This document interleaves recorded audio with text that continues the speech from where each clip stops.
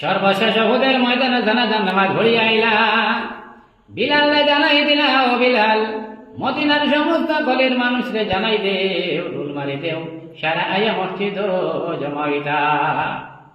তোমার কাছে আমার সাহায্য হতে আইব, জয় ভরে জয় হইব। তখন আপনি দেখবাই যাকে যাকে দলে দলে মানুষ হল ইসলামের গতির ভিতরে আশ্রয় লইবা।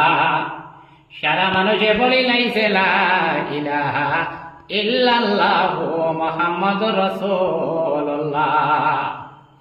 পড়বার আগে কোনো শর্ত লাগাইছেন না, ওয়ালা হইলে হইব, হলা হইলে হইব।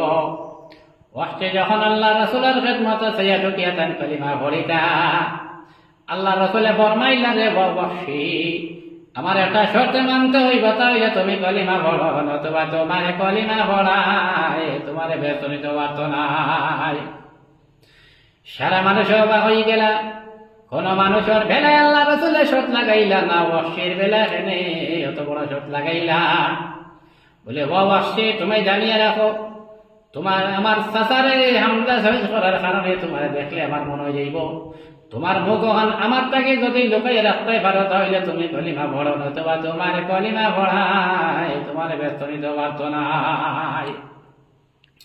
সর্বশেষ উহুদের ময়দানে জানাজার নামাজ পড়িয়া আইলা।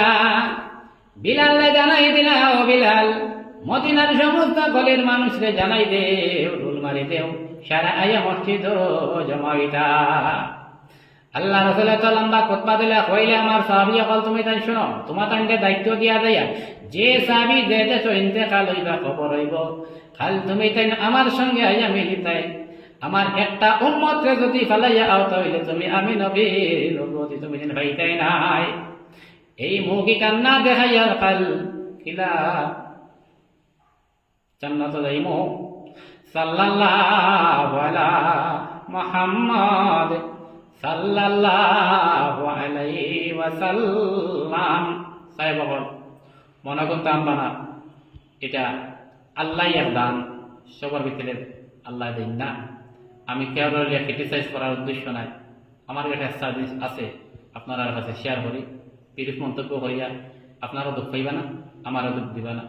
আর যারা কণ্ঠে ওয়াজ করি, এরা আমার মায়ার মানুষ, এরার লগে আমরা সবসময় দেখা সাক্ষাৎ মুলাকাত হয়।